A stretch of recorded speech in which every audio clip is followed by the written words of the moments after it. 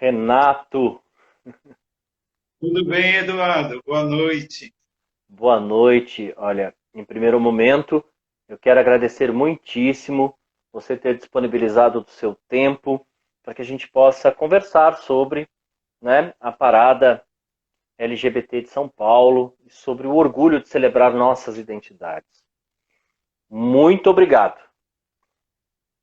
Eu que agradeço o convite, Eduardo. A gente teve uma semana aí meio corrida, mas graças a Deus a gente vai conseguir conversar. É uma oportunidade também estar falando com você. Eu tenho acompanhado o seu trabalho pelas redes sociais, né, aqui no Insta principalmente, as lives que você tem feito, e é um prazer muito grande estar falando com você também. Renato, eu quero pedir para que você se apresente, para que as pessoas possam conhecer um pouco o seu trabalho, um pouco de você, né? Como é que é o Renato? Quem é o Renato? E qual é o seu trabalho? Eu sou Renato Viterbo, né? Eu tenho 50 anos e, e o meu trabalho, na verdade, é auxiliar, né?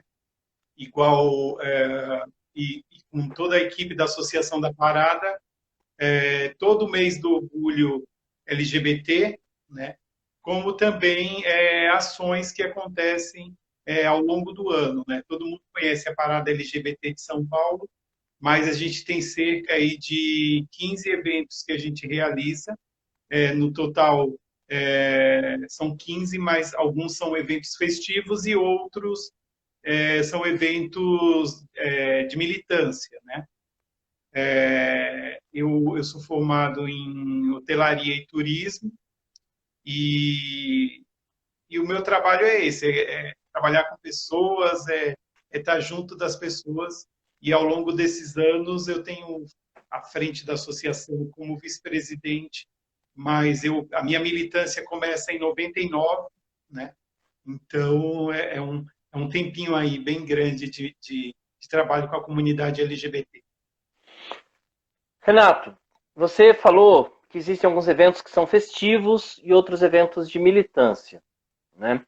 E isso é algo que eu sempre converso com as pessoas, porque parte da sociedade apoia a militância e parte da sociedade muitas vezes critica as festividades que são elaboradas, principalmente quando é um evento público, né, do grupo LGBT.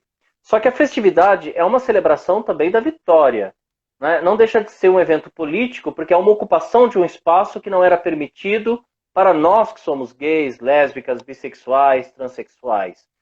Então, a ocupação de um espaço para uma celebração também é um momento, um evento político, porque nós podemos estar ali com tantas coisas históricas que aconteceram, levando morte, violência física, simbólica do grupo LGBT+.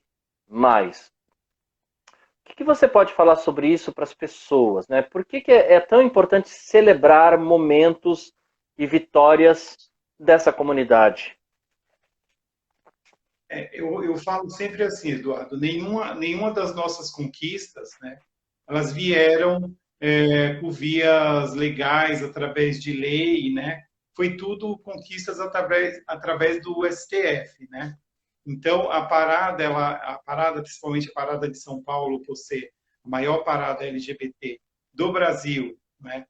E, quizás, do mundo, né? Ela traz temas, né, importantes para a nossa comunidade. E aí eu cito muito alguns temas que a gente começou a discutir a questão da união civil lá em 2005, né? E aí a gente chega em 2013, através do STF, a gente tem a legalização do casamento entre pessoas do mesmo sexo. Se a gente falar da questão da homofobia, né? A gente tem um tema, quem entra lá no nosso site paradasp.org.br, a gente começou a falar da homofobia em 2006, né? E a homofobia só foi criminalizada agora em 2019, através da lei, né, do racismo. Quando a gente fala da questão do uso do nome social, né, das pessoas trans, né, nós levamos esse tema em 2016, de uma maneira bem forte, tivemos apoio de algumas mídias, né, e aí, 2018, a gente já, nas repartições públicas, etc., a gente já tinha o uso do nome social, né. Então, eu falo que nenhuma conquista, né, ela vem de maneira aleatória, né? Precisou que as pessoas se mobilizassem, se engajassem no tema, que nós fôssemos lá para a Avenida Paulista levar essas demandas, né?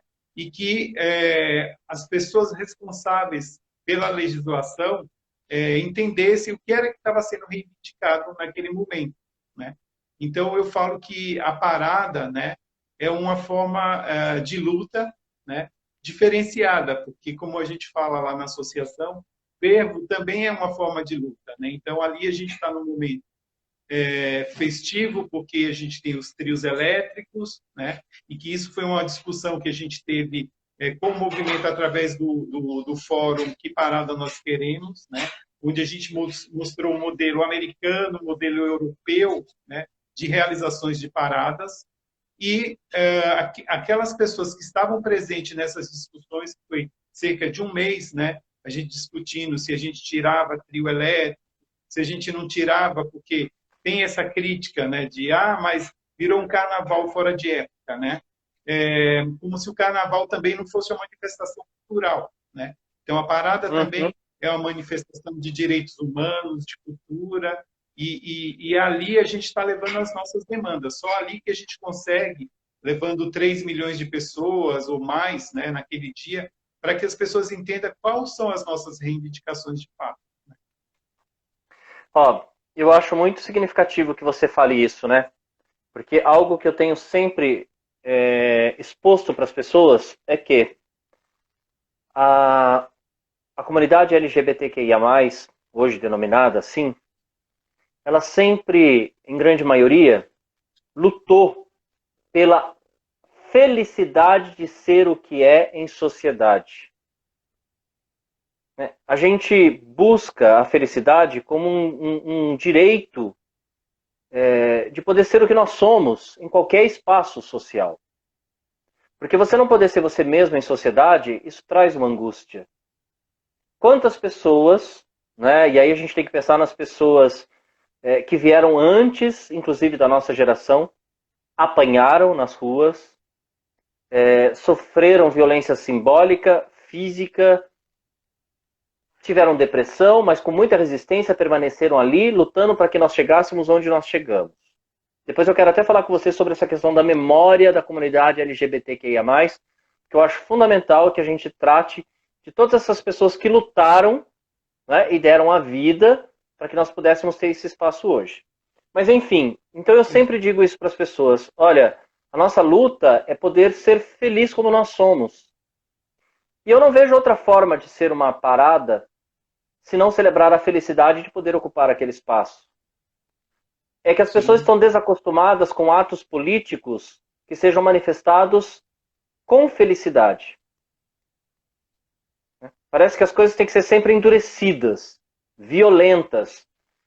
Não. A comunidade LGBT, que ela quer se manifestar a partir da felicidade, da celebração.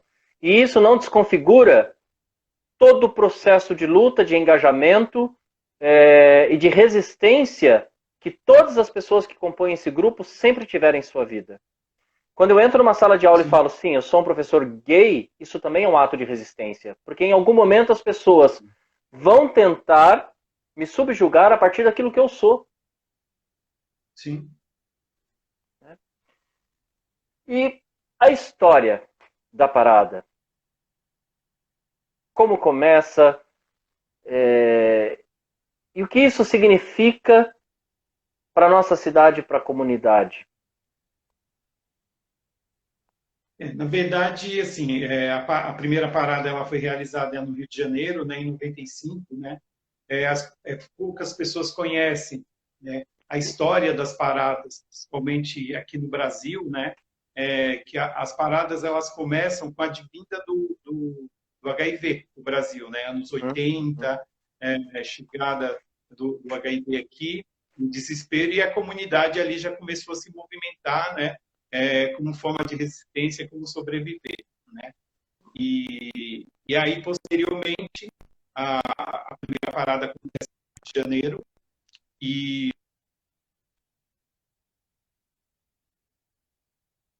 Deu uma pequena pausa. Só um momento, pessoal. Deu uma pequena pausa. Já vou pedir para o Renato retomar. Renato, está conseguindo me ouvir? Não. Só um momento, que o Renato já retoma. Aí eu peço para ele retomar a fala dele, para ele poder contar um pouco sobre esse início no Rio de Janeiro. Renato, está conseguindo me ouvir? Conseguiu me ouvir? olá, está me ouvindo, Eduardo? Agora eu tô. Você estava contando Eduardo, sobre a primeira. Oi, tá me ouvindo? Eduardo, o Ri, está usando aí? Não. Agora eu tô te Claro. ouvindo. Agora eu tô te Está me ouvindo. ouvindo, Eduardo? Tô. Você Então tá me tá bom, ouvindo? desculpe. Estou Então, ouvindo, agora estou. É que a gente tem você. problema aqui com conexão aqui. Eu moro na Zona Leste, né? E Eu aí, também. aqui onde eu estou, eu tenho algumas. Eu também. E aí, como. Então tá bom. Então, e aí, como eu estava falando para você, né? É, então, a primeira parada acontece no Rio de Janeiro em 1995, né? Aqui em São Paulo, 96, teve um grupo, né? Pequeno ali na Praça Roosevelt. Alguns falam que a primeira parada, ela na verdade aconteceu lá na Avenida Pacaembu. Outros falam, mas assim a gente conhece muito da história ali da Praça Roosevelt, né? De um grupo de cerca de 200 pessoas organizaram a manifestação. Isso em 96. 97 a gente vai para Paulista, né, com cerca aí de 2.000 pessoas, né, e a partir dali a parada ela só teve um crescimento, né. A gente chegou, a gente teve a parada da virada, que foi nos anos 2000, onde a gente chegou a 100.000 pessoas, e daí os números só cresceram, né. Eu falo que assim a história do movimento ela é linda, né? A gente tem, Uhum. como você bem colocou, muitas mortes, muita resistência por toda a equipe, né? Por exemplo, eu tenho lá na Associação da Parada, nós temos lá o grupo de associados fundadores, né? Que foram os primeiros, né? Militantes que após a parada de 90, de 97 e 98, a partir de 99, houve-se a necessidade da fundação da Associação da Parada. Por quê? Porque a gente precisava de financiamento, seja ele público ou privado, para a realização das paradas, né? Na época era difícil você ter esses recursos de uma forma rápida, né? Então a gente ia para a rua mesmo com a ajuda de amigos, pessoas colaborando, né? E assim foram feitas as primeiras paradas. Então eu falo que assim a história das paradas é linda porque assim a cada ano, né? Ela procurou trazer temas relevantes para a comunidade, mas também ela foi crescendo organizadamente, né? Por mais que as pessoas vejam lá 3 milhões de pessoas, né? E aí como você colocou a questão que as pessoas querem enxergar violência, né, e não aceitam a felicidade no nosso movimento, né? Para você ter uma ideia, nós temos um evento com mais de 3 milhões de pessoas, que nós já ultrapassamos esse número de 3 milhões, e é o evento mais seguro, né, que acontece na cidade de São Paulo. Para você ter uma ideia, e lógico, a gente a gente está falando de números de pessoas que foram até a delegacia, né? O ano passado, 14 ocorrências, né? Porque tem as delegacias ali da região da Paulista e Angélica, né, que fica responsável por esses registros de ocorrência, né? E aí foram 14 ocorrências, né? Se pensar que é o evento que mais traz pessoas, né, para a cidade de São Paulo hoje, mais que o Carnaval, porque eu falo que o Carnaval de São Paulo ele começou a bombar a partir de 2016, né? e 2017 e 2018 foram tendo um crescimento significativo também, mas eu falo que o Carnaval ele tem um mês inteiro, praticamente são 2 meses de programação, janeiro e fevereiro, ou fevereiro e março, né? E a parada, no único dia, ela leva aí 3 milhões de pessoas. Então, é um evento seguro, né? É o evento que mais gera receita para o município de São Paulo, né? O ano passado foram 409 milhões, né? Só para você ter uma ideia. E quanto que, de fato, né, é investido no evento, mas aí, quando eu falo investimento, não entra dinheiro na associação da parada, é um investimento em infraestrutura, né? E por que também é feito esse investimento em infraestrutura? Cerca de 1,5 milhão. Eu sempre falo assim, se o ano passado gerou para o município de São Paulo 409 milhões e a Prefeitura de São Paulo nos repassa 1,5 milhão em infraestrutura, ou seja, a gente ainda está aí com um crédito de 407 milhões aproximadamente, né? E aí, dentro de todo esse cenário, né, de valores, né, e também por que a Prefeitura faz esse investimento no evento? Porque nós somos o único evento na cidade de São Paulo que assina um termo de ajustamento de conduta entre o Ministério Público, Associação da Parada e Prefeitura. Então, lá estão as obrigações da Prefeitura, que é dar serviço de saúde, banheiros químicos, gradeamento e fechamento de rua, né? E a Associação da Parada entra com toda outra infraestrutura. E aí a gente, muito na época de parada, a gente ouve algumas críticas, né? Falando que a prefeitura doou 1,5 milhão, e da própria comunidade. Doou 1,5 milhão para fazer a parada, né? Só que eles não entendem que não entra dinheiro no caixa da associação. E isso é um retorno por conta do investimento que a parada LGBT de São Paulo traz para o município, né? Seja na hotelaria, seja no comércio, né? Eu cheguei na parada para a diretoria em 2015, né? Já era militante, mas eu só entro efetivamente na parada como diretor em 2015. E mesmo em 2015, que são 5 anos atrás, né, havia toda uma dificuldade, né, na organização financeira para a realização do evento. Como é, né? Então, se a gente não sai para buscar os recursos, a gente não consegue realizar o evento. Uhum. E aí é muito que você... Acho que assim, as pessoas elas precisavam conhecer mais sobre a parada, né, saber como ela funciona e por que ela tem aquelas empresas que estão ali patrocinando, que são elas quem paga aquela conta maior, né? Que a gente, além do que a prefeitura investe, nós investimos não é só em trio elétrico, nós investimos em segurança, nós investimos em uma série de coisas que as pessoas não conhecem, né? Então, às vezes tem algumas pessoas que aí, tipo, fazem parte da história, né? E a gente não vai apagar a história de ninguém. A gente tem diversos militantes que já estavam lá na primeira e eu nem estava, né? Mas eu sempre falo assim, a gente tem que enaltecer o nosso passado, porque só conhecendo o nosso passado a gente pode valorizar o nosso presente e o nosso futuro, mas a gente também tem que pensar que tudo se transforma, né? A gente está sempre se reinventando e se redescobrindo. Então, é a maneira que a parada vem ao longo desses 24 anos aí, tentando se manter firme, porque ainda é o único movimento, né, de direitos humanos e que ali a gente não briga por questões só pessoais, né? A gente briga pelas questões de toda a comunidade, de representatividade de todas as letrinhas. Existe uma crítica por parte dos fundamentalistas, principalmente em relação à presença de alguns gogoboys nos trio elétricos. O que eu gostaria de falar para as pessoas é que esses profissionais, eles trabalham quase todas as noites para levar alegria para todas as pessoas que frequentam as boates de São Paulo, espalhadas no Brasil inteiro. Então, celebrar o trabalho desses profissionais com respeito e alegria é uma das funções da parada LGBT, né? E que as pessoas pensassem que essas pessoas trabalham muito, né? Estudam dança, têm um esforço físico, um desgaste físico, estão ali todas as noites, muitas vezes exercem uma outra função durante o dia, então exercem esse trabalho à noite dignamente por gostar de dançar, por gostar de estar ali. Eu queria muito que você pudesse complementar o que eu falei, né? Acredito que você concorda com o que eu expus.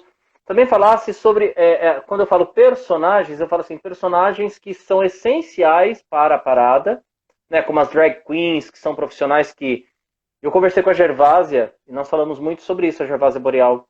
Né? As pessoas, Sim, elas querem consumir a personagem da drag queen, mas muitas vezes elas não valorizam o artista que está por detrás dessa personagem. Né? Então é um sim. movimento que mostra também para a sociedade esses profissionais que também construíram a nossa história. Né? Então quais são as personagens fundamentais que precisam dessa visibilidade, que devem estar de fato lá em cima dos carros, para que as pessoas entendam, né, que a nossa comunidade ela também tem uma cultura de celebração, ela tem uma cultura de trabalho, ela tem uma forma de se manifestar. Né? Como é que é essa construção e a presença de todas essas pessoas na parada? É assim, Eduardo, na verdade, ao contrário do que algumas pessoas falam, né, que trio elétrico é privilégio, né, de alguns, né, na verdade, para nós da associação, e eu e a Cláudia, minha presidente, né, que ao longo desses 3 anos está aí na gestão, a gente tem isso já era feito, na verdade, a gente tem mais divulgado cada vez mais. É assim, quem são aquelas pessoas que estão ali em cima dos carros, nos trios elétricos? São pessoas que, ao longo do ano, né, de alguma forma, trabalhou para a visibilidade da associação ou está fazendo algum trabalho na instituição voluntariamente. Né? E ao contrário do que as pessoas pensam, por exemplo, eu, como vice-presidente da associação, eu não vou em cima de trio elétrico, eu vou no chão. As pessoas não sabem, eu e outros, falando eu, porque é esse papo que a gente está aqui conversando, né? Mas é eu e outros diretores. Nós chegamos na Avenida do Estado às 5 horas da manhã, né, para fazer vistoria de todos os carros, são 19 carros que passam. O ano passado foram 19 carros que passaram por vistoria da Polícia Militar e CT, né? Aí, quando é às 8h30 da manhã, os trios eles saem em comboio, né, em direção à Avenida Paulista. E eu saio no meu carro e eu vou até, ou de Uber, né, e eu vou até a Avenida Paulista. Né? Aí eu chego lá 8h30, 9 horas, e eu vou até meia-noite, né? Daquele mesmo dia, porque depois que termina a parada, a gente se reúne para conversar o que foi positivo, o que foi negativo. Né? Então, eu falo que assim, estar nos trios elétricos não é privilégio. Né? Eu Uhum. vou no chão. A única hora que eu subo em trio é quando o último trio, que encerra a parada, virou Paulista com Consolação, aí eu falo, agora o trabalho já está 90% encerrado.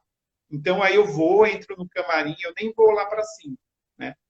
Eu entro no camarim e fico lá descansando. Ou quando acontece algum problema de algum convidado que chegou e não estava na lista, então como eu vou no último trio, e assim são os outros supervisores de trio, eles fazem esse trabalho que eu também faço. Estar na parada, os Google Boys, isso é muito importante, por quê? Porque faz parte da nossa cultura, né? A cultura Uhum. LGBT, das casas noturnas, as drags também da mesma forma, né? Elas têm a sua importância dentro dessa construção toda. Tanto é que até 2018, né, tinha o trio das artistas da noite, que era comandada por Salete Campari, né? A Uhum. Salete, a gente trazia alguns convidados e a gente deixava alguns convidados para ela levar para o trio pessoas que ela achava que era importante para a comunidade que estivesse ali. Né? Então, vários ícones ao longo desses anos passaram ali no trio da Salete e no trio dos artistas da noite a partir de 2018. Né? E por que a gente também foi desconstruindo essa coisa dos trios eles terem uma figura, né, como, digamos, como roster, né? A Salete, ela é militante desde as primeiras paradas, ela durante anos ela colocou o trio dela, né? Mas aí por questões legais, a partir de 2016 a gente mudou toda a dinâmica da parada, né? Então o trio que era da Salete passou a ser a trio das artistas da noite, né? E todo esse curso também, todo da Associação da Parada.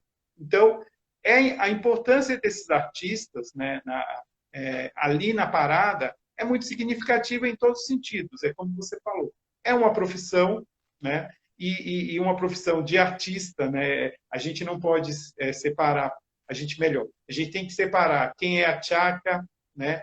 Quem é o Valder, quem é a Salete, né? Quem é a Silvete, quem quer que seja, como também os Gogol, né? Que eles estão ali fazendo o trabalho deles, eles foram convidados para estar ali, né? E são profissões dignas, né? São dançarinos, alguns formados, né? Em escolas e que têm essa facilidade, encontrou através do trabalho de Gogo Boy, né? Uma forma de expressão, né? Artística para aquele grupo. Ao longo desses anos, a gente tem cada vez mais tornado a parada mais inclusiva, né? Então, desde 2016, a gente trouxe as pessoas com deficiência, né? A partir da vinda do Heitor Werneck, em 2017, para a parada como produtor artístico, ele trouxe o BDSM, né? 2018, muito tímido em 2018, mas em 2019 muito mais forte, né? Uma ala com BDSM lindo, com burlescas, né? Então a gente procurou ao longo de todos esses anos estar trazendo a parada mais atualizada, trazendo representatividade das letras, né? E não é que em algum momento a gente tinha esquecido letra. A gente entende que as pessoas, para serem representadas, elas têm que se fazer representar, né? E participar efetivamente. Mas é isso. E eu acho que também o processo histórico ele é dinâmico, na medida em que a gente vai alterando a nossa consciência, né, enquanto cidadão, enquanto pessoa humana, a gente vai percebendo as necessidades de mudanças e a partir daí a gente vai buscando mais representatividade, né? Outro dia me perguntaram por que LGBTQIA+, tanta letra? Porque essas letras ainda não dão conta de representar toda a diversidade existente. O ser humano tem direito à personalidade, e é isso que nós buscamos. Sim. Enquanto esse direito ainda não é legítimo 100%, a gente tem que lutar como pode e com todas as forças. E aí esse mais representa toda essa possibilidade existente, que é tão difícil das pessoas entenderem dentro de uma cultura binária, patriarcal, falocêntrica e etc. Né? Eu dialoguei com a Ivone Gato de Rodas, dialoguei com o Werneck, e a gente falou muito sobre essas questões, né? Sobre o direito de personalidade e das pessoas. O Werneck, o trabalho que ele desenvolve também com outras pessoas, buscando essa aproximação das profissionais do sexo que são transexuais, mas que estão em vulnerabilidade na rua, e o quanto são desprezadas pela sociedade, e a importância da gente pensar nessa questão como como responsabilidade de saúde pública, de educação, entre tantas, né, possibilidades. E a parada, é isso que eu queria falar com você, a parada não é só um evento, né? A parada, ela se mantém em nível de ações no decorrer do ano, né? Porque existem uma série de grupos também vinculados à parada que promovem ações solidárias na cidade. Sim, sim.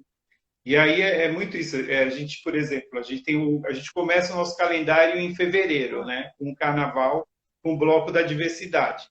Né? Aí a gente tem o bloco da diversidade. E por que mas é um bloco de carnaval? E por que tem um bloco de carnaval? Nós, para você ter uma ideia, somos o primeiro bloco LGBT, né, a sair declaradamente na rua.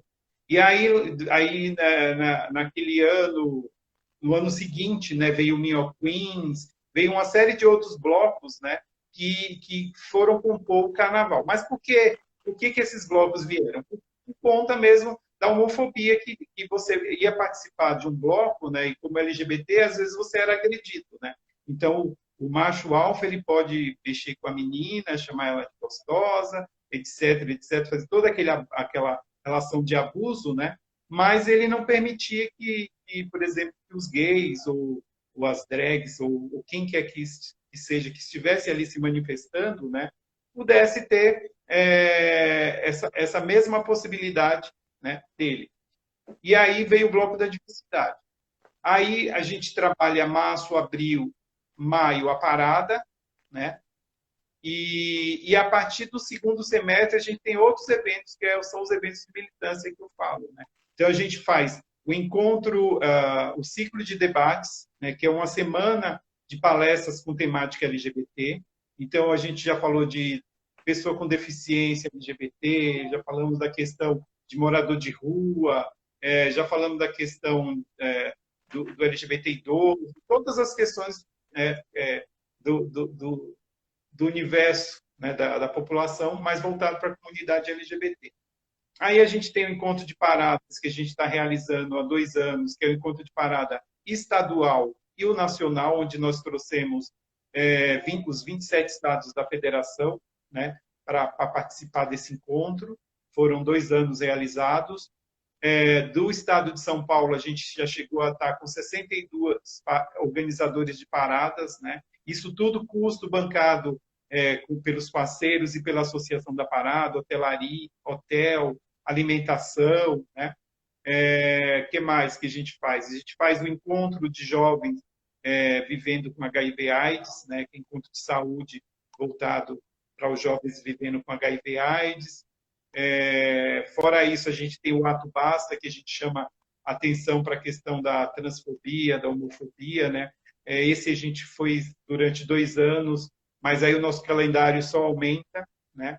A gente tem a Feira da Diversidade ali no Vale do Anhangabaú, que nos últimos 2 anos foi na Praça da República, com cerca de 200 mil pessoas no dia circulando, né?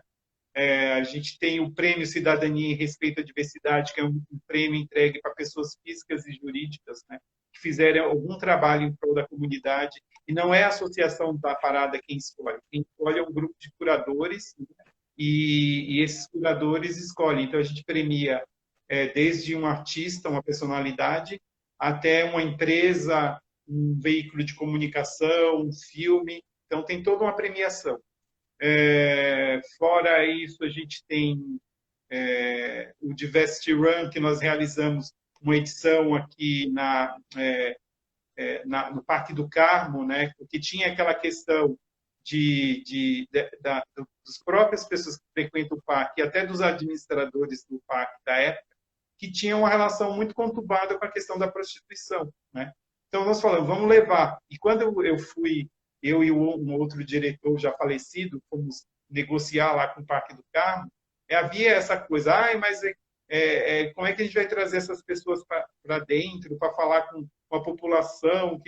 E foi lindo, as pessoas entenderam, porque nós levamos shows de casas noturnas, né? E que aquelas pessoas elas gostavam, mas elas não tinham acesso, né? Então, crianças felizes, então foi um dia incrível. Ou seja, a Associação da Parada ela sempre está se reinventando e inventando atividades para que as pessoas conheçam mais a nós, né, LGBTs, e diminua. Acabar é meio difícil, né, mas diminua essa coisa do preconceito mesmo. Então, essa é a função da Associação da Parada. E agora, por exemplo, recentemente, a Parada pela Solidariedade, né, que a gente, desde março, né, a gente começou com um trabalho de doação de cestas básicas, aí já não era suficiente, nós começamos a ajudar com distribuição de marmitex para moradores de rua, cobertores, barracas de camping, perucas, ou seja, além da gente fazer para os moradores de ruas, né, mas também nós trouxemos alguns parceiros que têm um trabalho também para a comunidade, como Casa Florescer 1 e 2, como a família Strong, que cuida da periferia, né, com jovens da periferia. Aí nós trouxemos o Pela Vida, que está aí há mais de 30 anos fazendo um trabalho para as pessoas HIV/AIDS. Ribeirão Preto, mandamos cesta básica, Iguape, Itanhaém. Essa semana eu recebi um pedido de São João da Boa Vista, então eu estou tentando ver como que eu vou viabilizar, né? fora o trabalho com os outros parceiros do Brasil, como Parada do Rio de Janeiro, como a Aliança Nacional LGBTI. Então, o nosso trabalho é o ano inteiro, não é só parada como as pessoas acham. Então, você tocou num assunto que eu acho muito significativo a gente trazer a público, né? Porque quando se fala em uma ação de caridade, e eu gostei muito da definição do padre Júlio Lancelotti quando eu dialoguei com ele. Ele falou: caridade não pode ser entendido como um processo em quem tem mais dá para quem tem menos. A caridade é estar junto, é conviver, é ouvir, é o exercício da escuta, né? E a partir daí, a gente celebrar cada conquista. E você falou sobre algo que eu acho fundamental, né? Levar peruca. O Werneck tocou no assunto do salto alto, de algumas questões assim. E algumas pessoas podem pensar: ah, mas marmitex, ótimo, tá, mas peruca. Eu queria muito que a gente falasse sobre a questão de uma pessoa transgênero que vive em situação de vulnerabilidade nas ruas e muitas vezes não pode compor o seu corpo segundo a sua necessidade psíquica, entende? Por falta de condições financeiras mesmo, né? E também as transexuais. Essa questão de oferecer uma peruca para a pessoa se reconhecer em si, a partir também da sua imagem, é, é trabalho, eu acho muito significativo, bonito e profundo, né? Tem que se ter uma sensibilidade muito grande para entender esse processo. De onde surgiu essa ideia, essa percepção dessa necessidade e como é a reação dessas pessoas quando recebem isso para si, né? Para poderem se construir a partir daquilo como se sente? Na verdade, Eduardo, assim, as demandas elas foram chegando, né? Eu e o Heitor, quando já na época do Carnaval, a gente quando ouviu falar do vírus lá fora, a gente sabia que ia chegar aqui, né? Uhum. E ali na época do Carnaval, a gente começou a ter um diálogo, né? O que a gente ia fazer quando chegasse aqui, né? E aí isso foi ali no finalzinho de fevereiro. E em março nós sentamos, né? E aí começamos a discutir como que a gente ia fazer, né? E aí rascunhamos um projeto, né? Apresentamos para a Amistel, que é a nossa parceira, e eles ficaram de analisar, né? E aí foram, tipo, de março até abril nessa discussão, quando foi realizado o Festival do Orgulho com a Pablo Vittar, né? Onde todas as doações eram revertidas para a campanha pela solidariedade, né? E aí, também nesse processo de construção, nós chamamos todos esses parceiros que eu coloquei. Casa 1, Casa Florescer 1, Casa Florescer 2, Pela Vida, porque era onde estão as pessoas mais vulneráveis, né? A gente tem a Casa 1 também, que atende adolescentes e tal, mas a gente entendeu que a gente precisava dar uma atenção para as pessoas trans. E essa garotada que está trabalhando na periferia e tentar dar um up, né, o Pela Vida, que é Pela Vida CRT, que também trabalha com as meninas, né, e estão em situação de vulnerabilidade. Então, a gente entendeu que era para trazer esses parceiros. E aí, mais a nossa proposta era doar a cesta básica, né? E aí a gente dizendo, tudo bem, a gente vai doar a cesta básica, mas a gente vai doar para as pessoas que perderam emprego, ou para as pessoas que não têm uma forma de subsistir, mas que tem uma casa, né? Porque para ela ter uma cesta básica, ela tem que ter no mínimo um fogão, né? Ou se ela não tem, ela vai cozinhar no carvão, etc., ou no álcool. Mas não era suficiente, né? E aí fomos tentando ver como é que a gente agregava. Então, a gente foi agregar com o projeto Séforas, da Jacques Chanel, que faz um trabalho maravilhoso com a população de rua. E a gente foi de perto, né? Eu já conheci o trabalho da Jaque, que a Jaque fez um trabalho na associação durante um mês, né? E depois eu falei, vamos ver o que a Jaque está fazendo. E a partir daquele olhar para aquelas pessoas ali no pátio do colégio, foi onde a gente começou a abrir as possibilidades. Então foram chegando as demandas, né, para a gente. Então, meninas que estavam ali no pátio do colégio, tem uma população LGBT muito grande.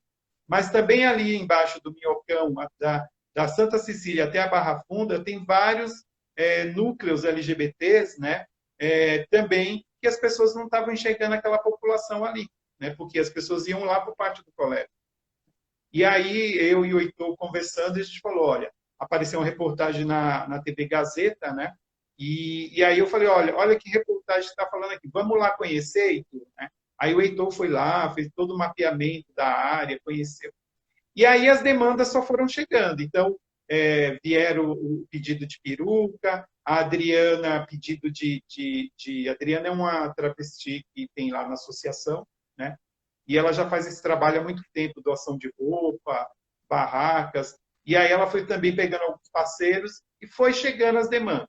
E essa coisa da peruca, principalmente, né? Por exemplo, a gente tinha e tem ainda na Casa Florescer, as meninas que elas chegam e elas saem o tempo todo, né? Elas vão, algumas se adaptam à casa, outras não, então é um processo de rodízio também de pessoas lá. E aí as meninas, algumas ainda estavam nessa fase mesmo de transição, né? E não tinha uma peruca para identificar, né? Lá na Casa Florescer tem um espaço maravilhoso de cuidar da beleza, mas não tinha, as meninas não tinham peruca. E aí a Luli Fashion, né, começou a doar essas perucas, começou a fazer esse trabalho de levar essas perucas e a gente foi doando. Aí chegou os cobertores, aí chegou o pedido da comida para outros lugares. Então, assim, ao longo desse período, a gente só agregou pessoas, né? Então, a Gevásia começou a ajudar, aí o João Gordo, que é do rock, começou a ajudar, o Sepultura, que é do rock, começou a ajudar. Então, você entende que assim, o preconceito, na verdade, é por parte de uma população, né? Mas a gente também tem outras pessoas que estão trabalhando. Então, as demandas vão chegando, a gente vai atendendo. Nós mandamos cesta básica lá para os indígenas de Iguape, né? Já há 2 meses. Mandamos para a comunidade cigana de Taubaté e aqui da região aqui de Mauá, não é Mauá, aqui para o lado da zona sul. Então, assim, vai chegando as demandas e a gente vai tentando atender, né, de acordo com a necessidade, porque a gente entende que isso é importante para aquelas pessoas, né? Hoje eu recebi aqui no meu privativo pedido de leite em pó para crianças que estão necessitando, né? E aí vai ser uma demanda que a gente também vai absorver. Ah, mas não tem nada a ver LGBT, criança, não, tem tudo a ver. Nós somos Tudo a ver. pessoas, né? Sim. E a gente não pode ficar também se segmentando, né? Ah, eu sou LGBT, eu não sou LGBT, eu sou negro, eu sou... Não, nós somos pessoas, né? E nós somos de movimento social, a gente tem que se acostumar com pessoas. E pessoas, elas não têm raça, não têm sexo, não têm identidade religiosa, né? Elas podem participar de qualquer denominação religiosa, elas vão ser respeitadas, porque o respeito é em primeiro lugar. Esse é o trabalho que a gente tem feito com Parada pela Solidariedade. Durante esse processo de isolamento social, como eu trabalho como professor universitário, eu escrevi um texto fazendo uma observação sobre o posicionamento da mídia em relação às mulheres e aos homens trans no que se refere à contaminação pelo Covid-19, e uma pergunta que eu levantei foi a invisibilidade dada aos corpos trans em função de... Eu não vi nenhum programa de TV, nenhum programa jornalístico fazer sequer um comentário sobre a possível interação medicamentosa entre o processo hormonal que a pessoa trans ela vivencia e a possível contaminação pelo Covid-19. Então não houve nenhum comentário, não sei se tem um levantamento de quantas pessoas trans faleceram em função do Covid-19. E aí eu trago uma problematização que é aquilo que não se anuncia, que não se fala, é porque para o poder público muitas vezes não existe. Né? E é preciso pensar nessas questões. A mulher trans, dentro da comunidade LGBTQIA+, ela ainda é a que mais sofre violência simbólica e física? Ou é de igual para igual? É igual ao homossexual, ao homem cis, é igual aos bissexuais, aos homens trans, ou a mulher trans, independente dela ser heterossexual ou homossexual, lésbica, né? É ainda o grupo que mais sofre violência física e simbólica? Sim, eu acredito que sim. E sempre foi assim, né? Eu falo que a primeira violência é não aceitação pela família, né? Depois é a expulsão do núcleo escolar, porque quando você não tem educação, você está excluído de qualquer possibilidade, né? E aí, quando eu falo educação, não é só aquela educação da escola, né? É Uhum. ler, escrever, mas é também conhecimento, né? E se você não tem esse conhecimento, né? Como diz o ditado, né? O conhecimento ele é libertador. Então é isso. Então elas começam sofrendo essa violência. Depois ela tem a violência dos corpos, né? Por quê? Porque algumas vezes elas são mutiladas, né? De várias maneiras pela família, pela sociedade, né? E aí nesse momento principalmente, né? Quando não se tem conhecimento, né, do número de pessoas que foram infectadas e mesmo por outras questões do agressor, né, que aí voltando um pouco essa questão da violência do agressor que na noite anterior ele dorme com ela, mas no dia seguinte ele vai e bate, mata. Nós tivemos agora recentemente, não sei se você recorda de ter visto, uma menina de 27 anos que foi jogada do sétimo andar ali da Praça da Sé, né? Uhum. E aí por três jovens, né? Dois efetivamente participaram e um terceiro que ia queimar a roupa para pagar os vestígios, né? E a gente estava, nós que somos de movimento, né? A gente acompanha muitas coisas e a gente, eu, por exemplo, a Parada, por exemplo, ela não tem esse trabalho efetivo de noticiar casos, né? Igual o GGB faz, tal, porque a gente não tem pessoas para acompanhar isso. A gente, antes de dar qualquer notícia, a gente tem que buscar informação de fato e tal. Foi morto. Ah, por que foi morto? Né? Foi o companheiro? Foi por conta de drogas? Né? Então a gente não tem muito capacidade para trazer essas informações. Então a gente também não fala muito sobre isso. Né? É um erro, mas a gente não consegue. Então os casos que a gente tem visibilidade, que a gente tem conhecimento, a gente até faz.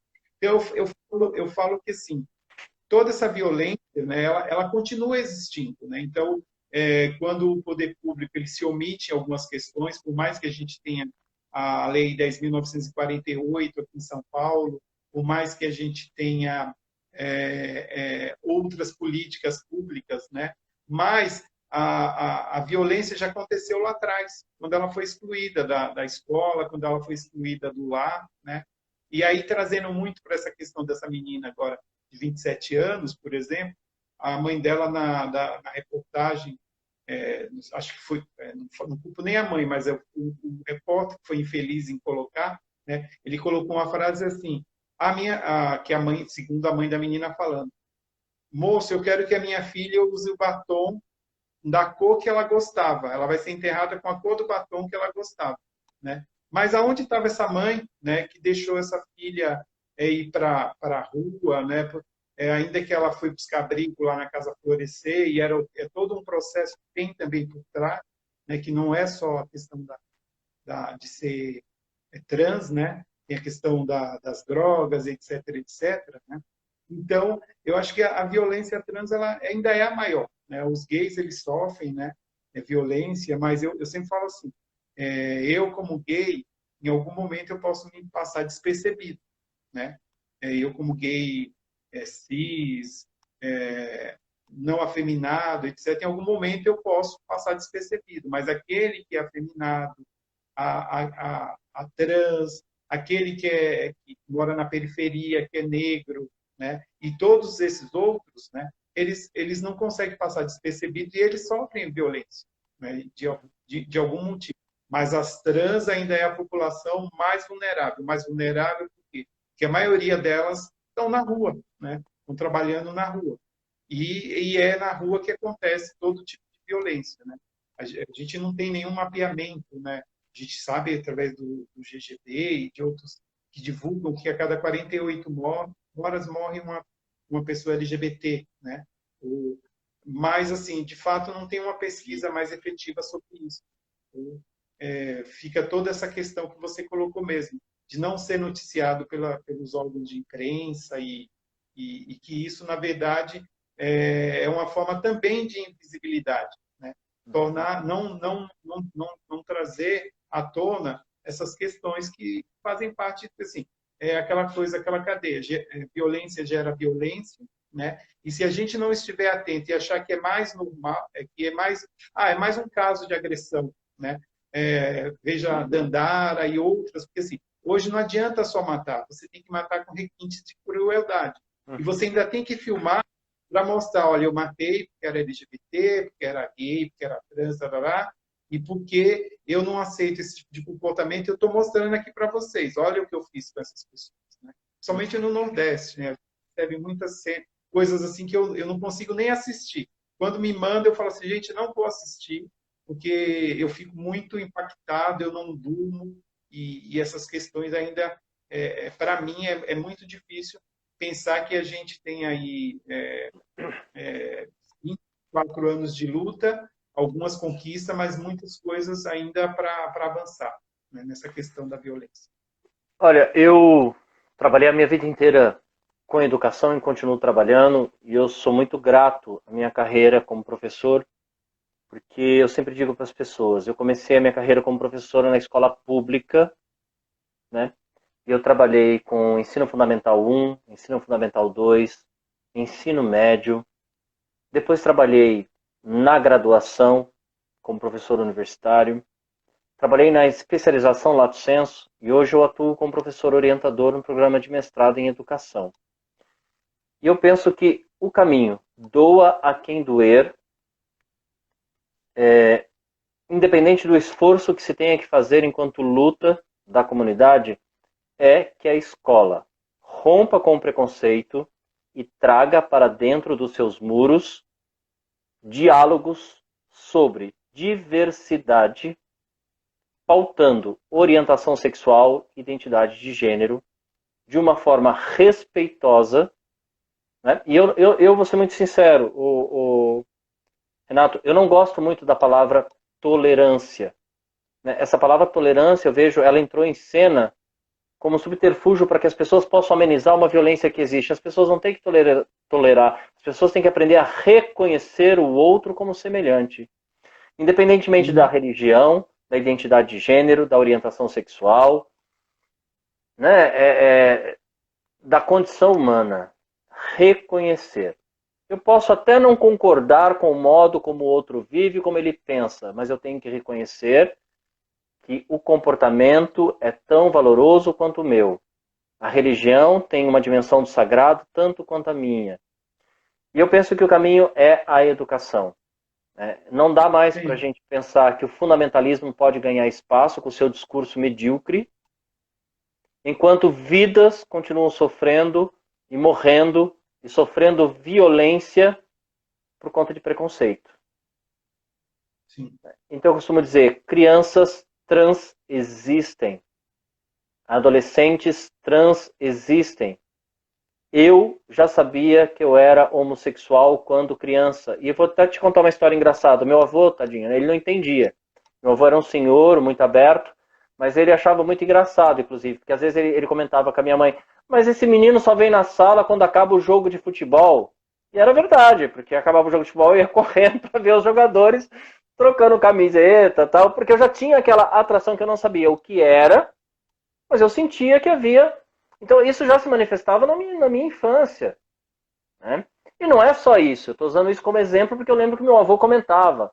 Por que eu ia na sala só quando acabava o jogo de futebol? Óbvio, porque tinha algo em mim que me movia, em nível de curiosidade, em nível de atração, que eu também não sabia, mas já existia.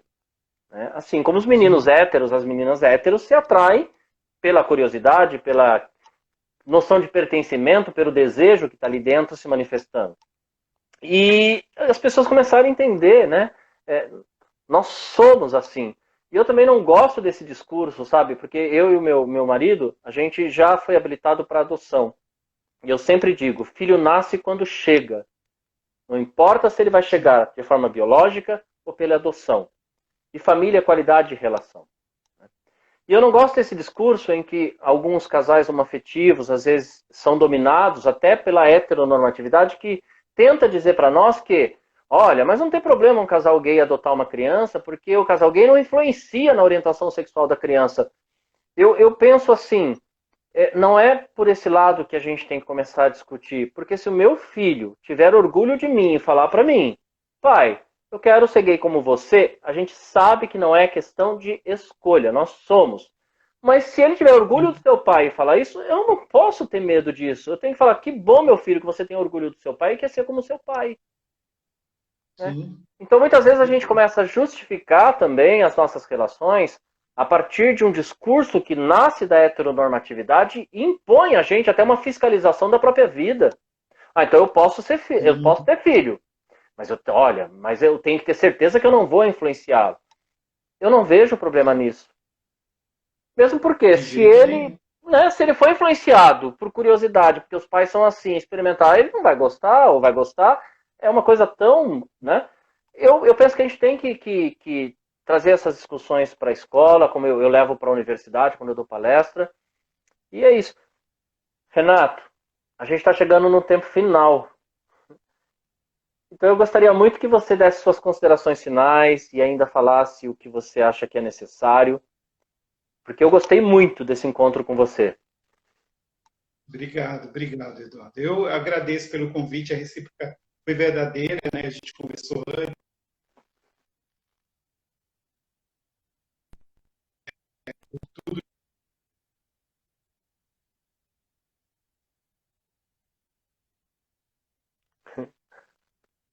Deu uma pequena pausa, a gente já retoma. Deu uma pequena pausa, a gente já retoma. Só um momento.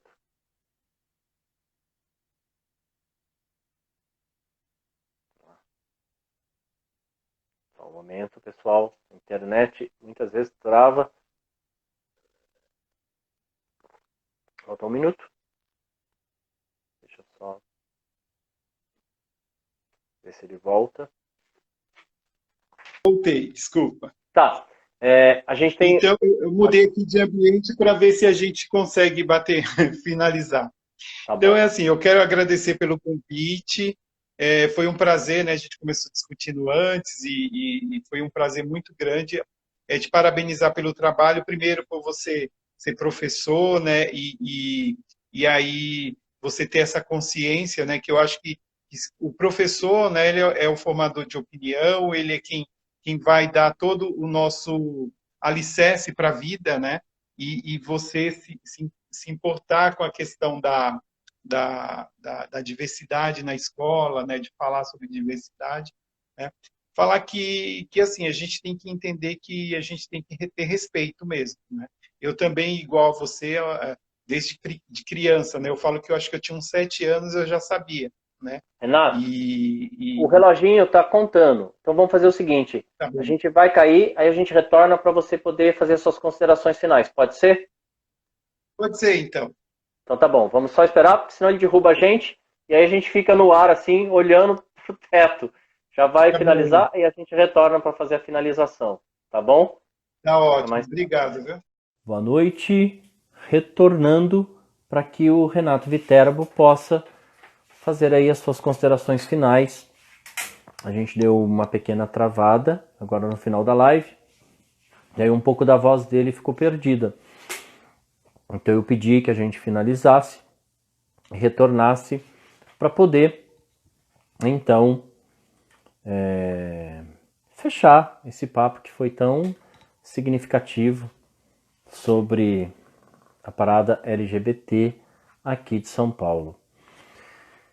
E para vocês que acompanham, né, todo o movimento LGBT que ia mais aqui de São Paulo, se você perdeu essa live, vai lá no IGTV na primeira parte e veja todo o trabalho que é feito durante todo o ano pela organização da parada LGBT mais daqui de São Paulo. Existe a celebração como movimento político, existe o engajamento em pró do outro, existe o acolhimento da diversidade, existe a conscientização, a formação, o estar junto, o conviver com os mais vulneráveis e existe também as discussões políticas para melhoria da qualidade de vida e da dignidade humana de toda a comunidade LGBTQIA+.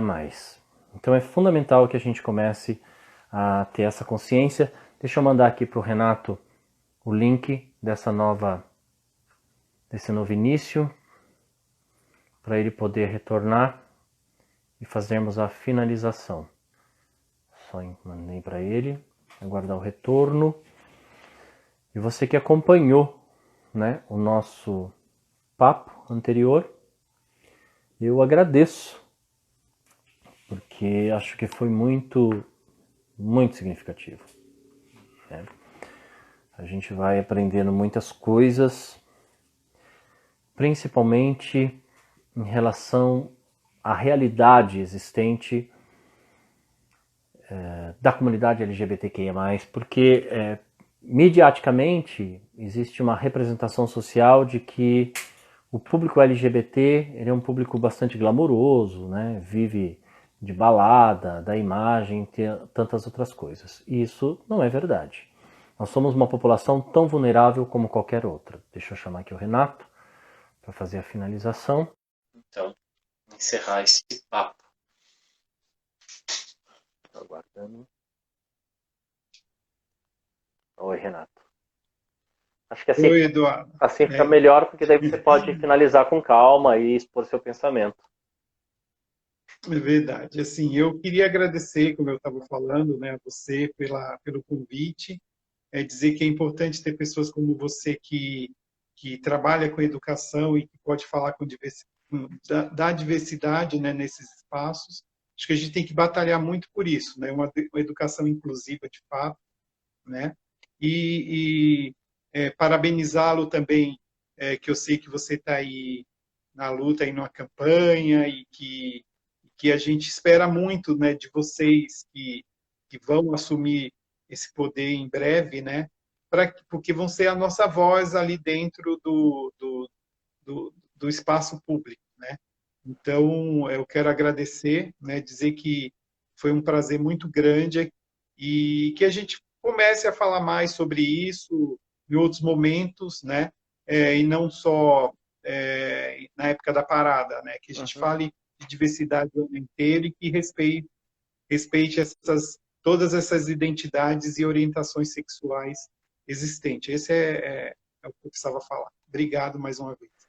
Olha, meu sincero agradecimento a você.